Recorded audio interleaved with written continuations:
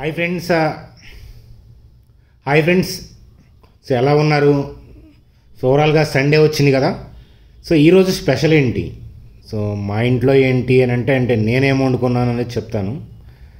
So రాగి సంకటి, అలాగే ఏంటంటే సొరకాయ కర్రీ, అదే అనమాట. సరే, మీరేంటో కామెంట్ సెక్షన్లో కామెంట్ చేయండి. అట్లాగే వచ్చే వారం స్టాక్ మార్కెట్ కొంప కొల్లేరవుతుందా? ఫ్రైడే వచ్చిన ఫాల్ దేనికి సంకేతం? ఆ విషయాల గురించి చూద్దాం. టాటా స్టీల్లో ఆందోళన, సో ఆ అప్డేట్ ఏంటి, ఆ న్యూస్ ఇన్ఫర్మేషన్ ఏంటి అనేది చూద్దాం. సో హ్యాపీయెస్ట్ మైండ్స్లో ఇన్వెస్ట్మెంట్ చేయాలి అంటే, అలాగే యాపిల్ ఇండియాలో ఇన్వెస్ట్మెంట్ చేయాలి అని అంటే, సో ఇప్పుడు ఇన్వెస్ట్మెంట్ చేయొచ్చా? సో ఈ స్టాక్స్ డిప్ అయి ఉన్నాయి కదా, వాటి యొక్క పరిస్థితి ఏంటో చూద్దాం. సో ఆర్వీఎన్ఎల్కి సంబంధించిన ఇంపార్టెంట్ న్యూస్ ఇన్ఫర్మేషన్ తెలుసుకుందాం. లూపిన్కి సంబంధించిన, సో యుఎస్ ఎఫ్డిఏకి సంబంధించిన అప్డేటు అదేంటో తెలుసుకుందాం. సో జిఎస్టీ కౌన్సిల్కి సంబంధించిన అప్డేట్ ఒకటి ఉంది, అది చాలా ఇంపార్టెంట్, అది కూడా డిస్కస్ చేద్దాం.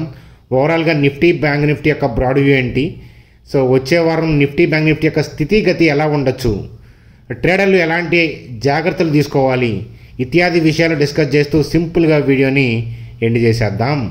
చూడండి ఫ్రెండ్స్, వీడియోలోకి వెళ్ళే ముందు మన ఛానల్ వీడియోని లైక్ చేయడం అనేది మన జన్మ హక్కు, కాబట్టి వీడియోని లైక్ చేద్దాం. సో గ్యాప్తో మనం వీడియో చేస్తున్నాం కాబట్టి ఫ్రెండ్స్కి, ఫ్యామిలీ మెంబర్స్కి, రిలేటివ్స్కి, అలాగే ట్రేడింగ్ గ్రూప్స్కి షేర్ చేసి వీడియోని వాచ్ చేయండి. చూడండి ఫ్రెండ్స్, ముందుగా సో నిఫ్టీ గురించి అంచనా వేసే ప్రయత్నం చేద్దాం. So broad view of market ఏంటి అని అంటే, సో అప్ సైడ్ అనే విషయం మనందరికీ తెలిసిందే.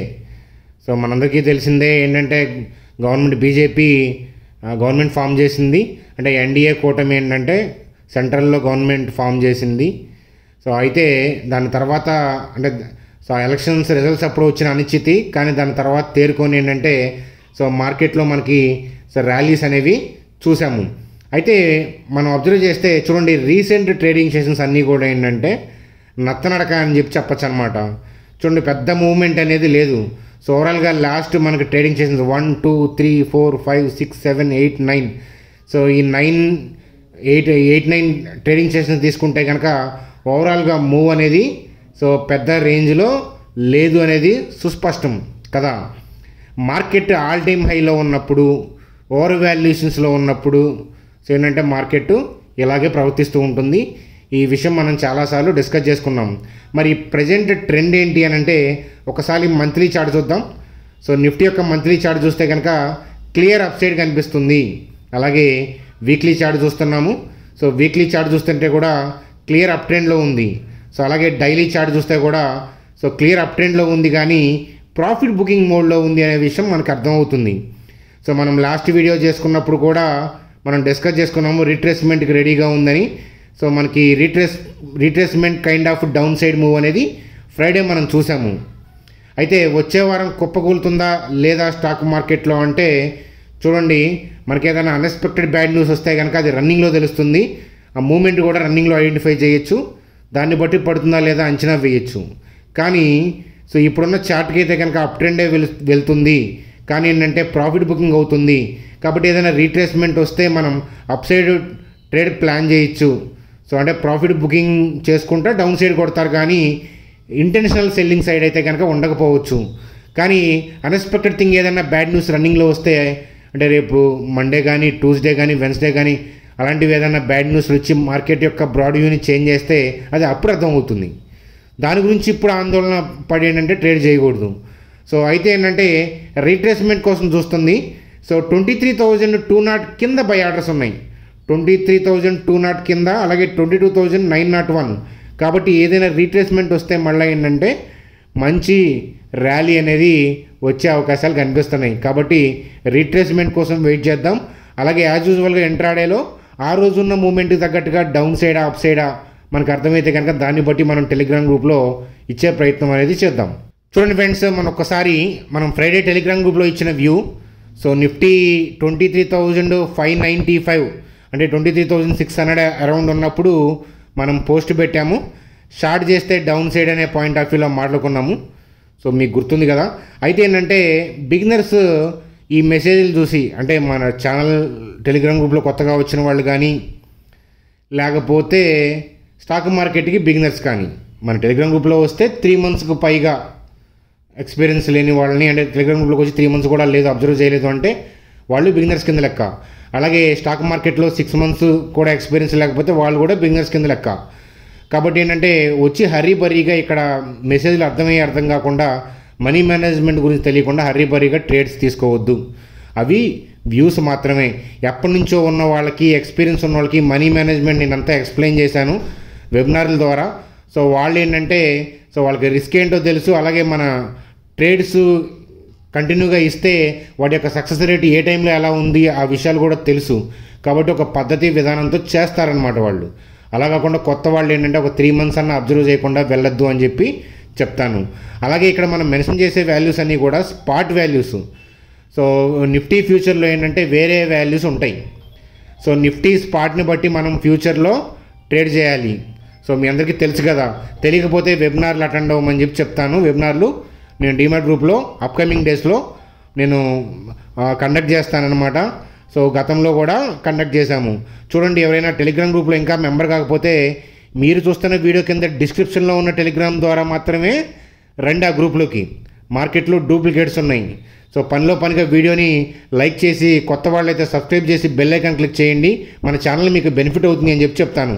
సో ఏదైనా కూడా మన ఛానల్లో ఫ్రీ అప్డేట్సే ఉంటాయి, పెయిడ్ ఏమీ కాదు. కాబట్టి ఇది గమనించగలరు. చూడండి ఫ్రెండ్స్, ముందుగా ఆర్వీఎన్ఎల్ గురించి డిస్కస్ చేసుకుందాం. సో ఆర్వీఎన్ఎల్కి సంబంధించి ఏంటంటే ఇక్కడ south eastern railway project 191.5 crores వాళ్ళు ఏంటంటే బిడ్డింగ్ చేశారు. లోయెస్ట్ బిడ్ అనమాట. కాబట్టి ఇది వాళ్ళకు వస్తుందన్నమాట. సో ఇలాంటి అప్డేట్తో ఆర్వీఎన్ఎల్లో 5% దాకా ర్యాలీ అయ్యింది. సో మనం చూస్తున్నాం కదా, లాస్ట్ 1 yearగా మనకి ఏంటంటే ఆర్వీఎన్ఎల్ ప్రాజెక్ట్స్ దక్కించుకుంటూ ఉంటాం.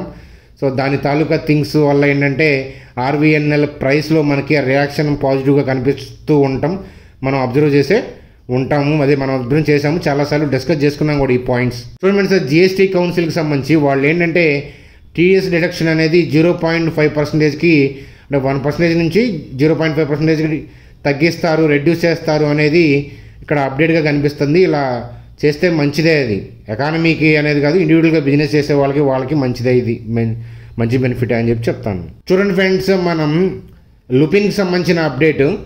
సో ఈఐఆర్ అంటే ఎస్టాబ్లిష్మెంట్ ఇన్స్పెక్షన్ రిపోర్టు, ఈ ఫార్మా కంపెనీలకి యుఎస్ ఎఫ్డిఏ నుంచి ఏంటంటే ఈఐఆర్ వస్తాయి అన్నమాట. దాంట్లో 3 type of థింగ్స్ ఉంటాయని మనం డిస్కస్ చేసుకున్నాం. బిగినర్స్ కోసం మరొకసారి చెప్తున్నాను. సో విఐఐ అంటే వాలంటరీ యాక్షన్ ఇండికేటెడ్ అంటే ఏంటంటే యుఎస్ ఎఫ్డిఏ వాళ్ళు ఇన్స్పెక్షన్ చేసి ఆ యూనిట్ని వాళ్ళు ఏం చేస్తారంటే ఆ ఫెసిలిటీని ఇన్స్పెక్షన్ చేసి కొన్ని చిన్న థింగ్స్ ఉన్నాయి, మీ అంతటా మీరే సరి చేసుకోండి అని చెప్పారనుకోండి, అది ఆ ఇష్యూస్ ఎవరు క్లియర్ చేసుకోవాలి?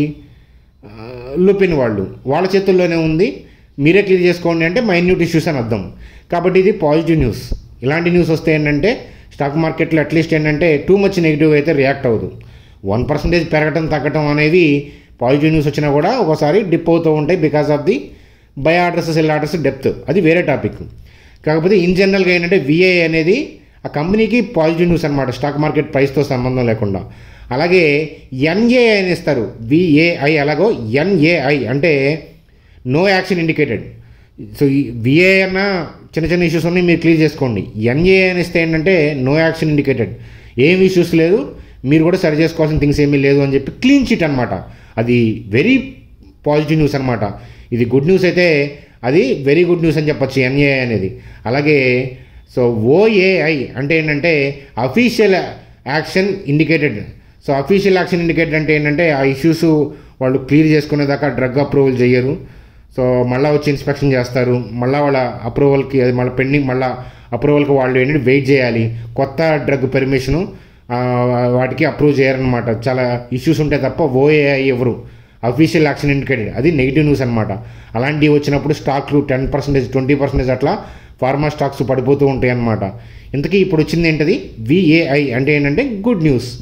ఇష్యూస్ ఉన్నాయి కానీ వాళ్ళంతా వాళ్ళనే సాల్వ్ చేసుకోమని లుపిన్కి అప్పచెప్పింది. అర్థమవుతుందా? అదనమాట. చూడండి ఫ్రెండ్స్, అలాగే టాటా స్టీల్కి సంబంధించి సో యూకే వర్కర్స్ కాల్ అంటే ఏంటంటే స్ట్రైక్ చేశారు ఎందుకంటే జాబ్ కట్స్కి అనమాట. సో యాక్చువల్గా యూకే ఇష్యూ, ఆ పెన్షన్ స్కీమ్ ఇష్యూస్ వల్లే టాటా స్టీల్ ఇంత ఇబ్బంది పడుతూ ఉంది. వాళ్ళు ఏదో అక్కడ జాబ్ కట్స్ చేసి ప్రాఫిటబుల్ వైపు వెళ్దామనే పాయింట్ ఆఫ్ వ్యూలో ఆలోచిస్తున్నారు. సో టాటా స్టీల్కి సో అక్కడ పెన్షన్ స్కీమ్లో అంటే యూరోప్ పెన్షన్ స్కీమ్ ఇష్యూ లేకపోతే కనుక టాటా స్టీల్ ఎక్కడికో వెళ్ళేది. అనవసరంగా వీళ్ళు వెళ్ళారంటే టాటా స్టీల్ ఇండివిజువల్గా ఉంటే బాగుండేది. దాన్ని వెళ్ళి తగులుకొని వీళ్ళు లాస్లు చూపిస్తూ ఉన్నారు మనకి. అట్లాగేంటంటే టాటా మోటార్స్ కూడా జాగ్వర్ని తగులుకోకుండా ఉంటే అది ఎక్కడికో వెళ్ళిపోయేది. అర్థమవుతుందా? సో అఫ్కోర్స్ ఆ థీమ్ వల్ల మనకి బిగ్ బిజినెస్ అది అనుకోవచ్చు, కానీ చాలా స్ట్రగుల్ అయింది. మీరు ఈ లాస్ట్ 5 years టాటా మోటార్స్ యొక్క స్ట్రగుల్ చూస్తే కనుక మీకు జాగ్వర్ ఇష్యూస్ అనేది మీకు అందరికీ అర్థమవుతుందన్నమాట. సో అలా టాటా స్టీల్కి సంబంధించిన ఇష్యూ అనమాట అక్కడ ఆందోళన. సో అందుకనే ఇలాంటి ఇష్యూస్ ఉన్నాయి కాబట్టి సో నేను టాటా గ్రూప్లో టీసీఎస్కి ఇంపార్టెన్స్ ఇస్తాను, మీ అందరికీ తెలుసు. టైటాన్కి ఇంపార్టెన్స్ ఇస్తాను, కానీ టాటా స్టీలు టాటా మోటార్స్కి ప్రియారిటీ ఇవ్వను. సో ఇదే స్టీల్ సెక్టార్లో మనకి మనం ఎప్పుడు జేఎస్డబ్ల్యూ, జిందాల్ స్టీలు, అలా శ్యామ్ మెటాలిక్స్ ఇటువంటి వైపు ఆలోచించమని చెప్పి వాటిలో లోయర్ లెవెల్లో ఇన్వెస్ట్మెంట్ చేసుకొని ప్రాఫిటబుల్గా ఉన్నాం మనం.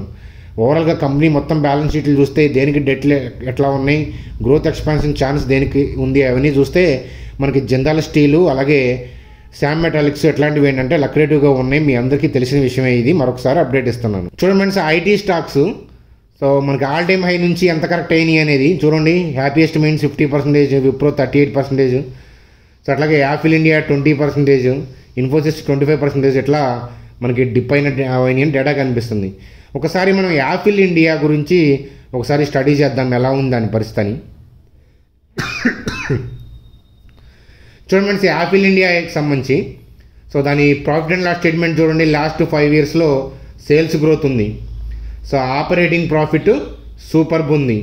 సో అలాగే ఆపరేటింగ్ మార్జిన్ చూడండి, ఆ మార్జిన్ పర్సంటేజ్ కూడా కన్సిస్టెన్స్ ఉంది. సో అలాగే నెట్ ప్రాఫిట్లో మనకి గ్రోత్ ఉంది. సో మంచి కంపెనీ మీలో చాలామందికి తెలుసు యాపిల్ ఇండియా. అలాగే పీఈజీ రేషియో చూస్తే కనుక 1 కన్నా ఎక్కువ ఉంటే ఏంటంటే ఓవర్ వాల్యుయేషన్స్లో నడుస్తుందని, అలాగే స్టాక్ ప్రైస్ టు ఎర్నింగ్ కూడా ఏంటంటే 60 అరౌండ్ ఉంది. కాబట్టి సో లక్రేటివ్గా ఉన్నప్పుడు ఏదైనా మార్కెట్లో ఐటీ స్టాక్స్కి సంబంధించి ఏదన్నా ఇబ్బంది పడతాయి, ఏదైనా కంపెనీ స్కామ్ అని కానీ ఇంకేదైనా బ్యాడ్ గ్లోబల్గా థింగ్స్ ఏదైనా 1-2 quarters బ్యాడ్ అయిపోయి కంటిన్యూగా ఐటీ స్టాక్స్ కుప్పకూలిపోవడం అట్లాంటివి జరుగుతుంటాయి. అట్లాంటప్పుడు ఇలాంటి మంచి కంపెనీలు కూడా పడిపోతుంటాయి. సో 30-40% డిస్కౌంట్లో కూడా దొరుకుతుంటాయి. అలాంటప్పుడు మనం యాపిల్ ఇండియా వైపు ఆలోచిద్దామని చెప్తాను. హైయర్ లెవెల్లో కొంటే చూసారా మీకు ఏమవుతుందో, ఆల్ టైమ్ హైలో వెళ్ళిందని టీవీలో మీడియా ఛానల్లో కనిపిస్తున్నప్పుడు కొంటే ఏమవుతుందో మీకు తెలుసు. అలాగే చూడండి, ఇప్పుడు హైయర్ లెవెల్ నుంచి 49% డిస్కౌంట్ అయితేనే స్టిల్ ఓవర్ వాల్యుయేషన్స్లో ఉంది. కాబట్టి మనం చాలా జాగ్రత్తగా కొనుక్కోవాలి స్టాక్స్ని కొనుక్కునేటప్పుడు. So greatest company is not always greatest investment if we buy at high. చూడండి సార్, బ్యాంక్ నిఫ్టీ గురించి చూసే ముందు సో ఇక్కడ డిస్క్రిప్షన్లో జెరోదా ఏంజల్ ఇచ్చాను. సో ఎవరైతే మన డీమ్యాట్ గ్రూప్లోకి వచ్చే ఇంట్రెస్ట్ ఉంది అని అంటే దాంట్లో ఇన్వెస్ట్మెంట్ వ్యూస్ మీరు ఫ్రీగా చూడొచ్చు. నేను పోస్ట్ చేస్తూ ఉంటాను. అలాగే అప్పుడప్పుడు వెబినార్లు కండక్ట్ చేస్తూ ఉంటాను. ఇలా ఫ్యూచర్స్ ఏంటి, అలాగే స్పాట్ ఏంటి, సో అలాంటివి మనీ మేనేజ్మెంట్ ఎట్లా, అట్లాంటి థింగ్స్ అవన్నీ కూడా మనం డిస్కస్ చేసుకుంటాం అప్పుడప్పుడు వెబినార్ల ద్వారా. ఇంటరాక్ట్ అయ్యే ఛాన్స్ ఉంటుంది. ఇవన్నీ కూడా ఫ్రీనే. మీరు చేయాల్సిందల్లా ఇక్కడ జెరోదా ఏంజల్ మన్లింక్స్ ద్వారా మీరు అకౌంట్ ఓపెన్ చేసి, జెరోదా అయినా పర్లా, ఏంజల్ అయినా పర్లా, మన్లింక్స్ ద్వారా అకౌంట్ ఓపెన్ చేసి కింద మా టీం నెంబర్ ఉంది కదా, దానికి మీరు క్రియేట్ చేసిన ఐడిని వాట్సాప్ చేయండి. కొద్ది క్యాపిటల్ అయినా పర్లా, మీ క్యాపిటల్తో వస్తే లైఫ్ టైం ఇన్వెస్ట్మెంట్ వ్యూస్ మీరు ఫ్రీగా చూడొచ్చు. చూడండి friends, bank Nifty point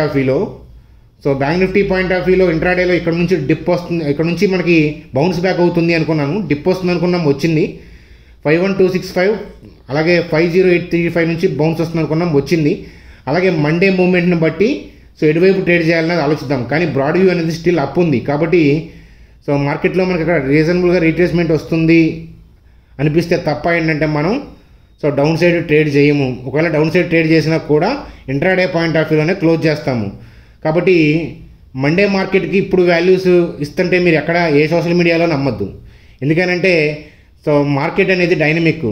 so మీకు ఇన్స్టిట్యూషనల్ ప్లేయర్స్ ఆ రోజున్న గ్లోబల్ క్యూస్ ఏంటి, కండిషన్స్ ఏంటి, ఇంకేదైనా ఎఫెక్ట్ చేసేది ఉందా, మార్కెట్ యొక్క ఓవర్ వాల్యుయేషన్స్ ఏంటి అనే దాన్ని బట్టి మార్కెట్ యొక్క మూవ్మెంట్ని వాళ్ళు పైకో కిందకో మూవ్ చేస్తారు.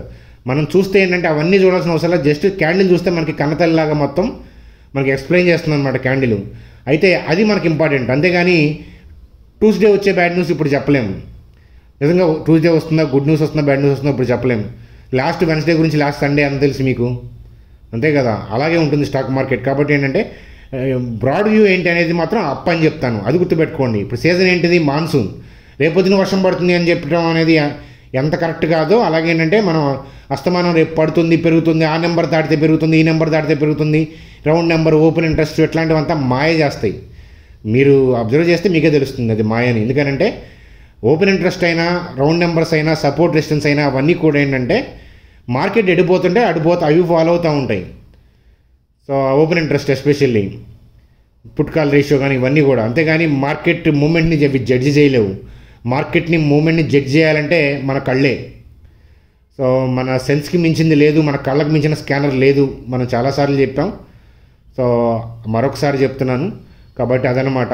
అలాగే ఒక కంపెనీ ఏంటది, అది హ్యాపీయెస్ట్ మైండ్స్ గురించి రేపటి వీడియోలో డిస్కస్ చేద్దామన్నమాట. వీడియో ఆల్రెడీ లెంత్ అయిపోయింది. మీ అభిప్రాయాలు కామెంట్ సెక్షన్లో తెలియజేయండి. మీరేం కోరుకుంటున్నారు అనేది ఎక్స్పెక్ట్ చేయండి. అది కామెంట్ సెక్షన్లో మీరేం ఎక్స్పెక్ట్ చేస్తున్నారో కామెంట్ సెక్షన్లో కామెంట్ చేయండి. వీడియోని లైక్ చేయడం మర్చిపోవద్దు. Bye friends, good day. రేపటి వీడియోలో కలుద్దాం.